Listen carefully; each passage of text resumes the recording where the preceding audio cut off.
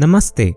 जैसे हम grocery store से बिस्किट खरीदते हैं, स्टॉक खरीदने और उनके लिए कैश काउंटर पर भुगतान करने के लिए एक ट्रेडर डायरेक्ट एक्सचेंज में नहीं जा सकता है। स्टॉक को खरीदने या बेचने के लिए एक ऑथराइज्ड मिडलमैन की आवश्यकता है, जो हमारी ओर से स्टॉक की खरीद और बिक्री करेगा। इस ऑथराइज्ड मिडलमैन को स्टॉक ब्रोकर के रूप में जाना जाता है। इन दिनों कोई भी ऑनलाइन अकाउंट खोल सकता है।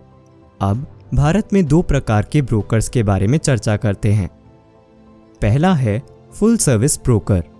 इस प्रकार के ब्रोकर कई प्रकार की फाइनेंशियल सर्विस प्रदान करते हैं, जैसे investment advice, tax advice, financial planning advice, retirement planning इत्यादि।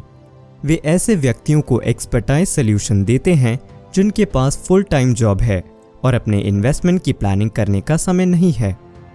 उनके पास आमतौर पर उनके अपने रिसर्च डिपार्टमेंट होते हैं, जो विभिन्न प्रकार के इन्वेस्टमेंट टूल पर रिसर्च रिपोर्ट बनाते हैं और अपने ग्राहकों को रिकमेंडेशन देते हैं।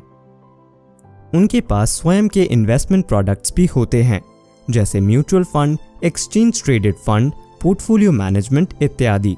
इस प्रकार के ब्रोकर के कुछ उदाहरण ICICI सिक्योरिटीज, HDFC सिक्योरिटीज आदि है। दूसरा है डिस्काउंट ब्रोकर। डिस्काउंट ब्रोकर केवल इन फाइनेंशियल एसेट्स के ट्रेड की सुविधा के लिए ऑनलाइन ट्रेडिंग प्लेटफॉर्म प्रदान करते हैं और फुल सर्विस की तुलना में कम कमीशन लेते हैं। डिस्काउंट ब्रोकर्स के उदाहरण हैं अपस्टॉक्स, जिरोधा, फेयर्स आदि। स्टॉक ब्रोकर प्रत्येक ट्रेड पर ब्रोकरेज चार्ज करते हैं। डिस्काउंट ब्रोकर आमतौर पर लगभग 20 रुपये चार्ज करते हैं, जबकि फुल सर्विस ब्रोकर प्रति ट्रेड लगभग 0.5% अधिक चार्ज लेते हैं। आजकल आपके ट्रेडिंग स्टाइल के अनुसार स्टॉक ब्रोकर ढूंढना आसान है, क्योंकि भारत में बहुत सारे स्टॉक ब्रोकर उपलब्ध हैं। स्टॉक ब्रोकर का चयन करते समय किसी व्यक्ति को अपनी कॉस्ट, सर्विसेज और उनके द्वारा दी जाने वाली सुविधाओं के आधार पर डिस्काउंट और फुल टाइम सर्विस ब्रोकर्स के बीच सावधानी पूर्वक अध्ययन और तुलना करना चाहिए।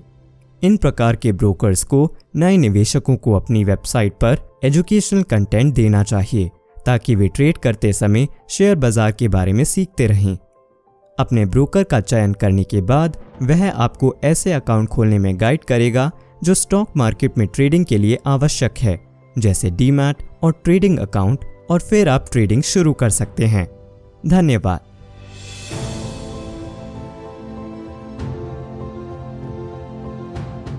Investment in the securities market are subject to market risks. Read all the related documents carefully before investing.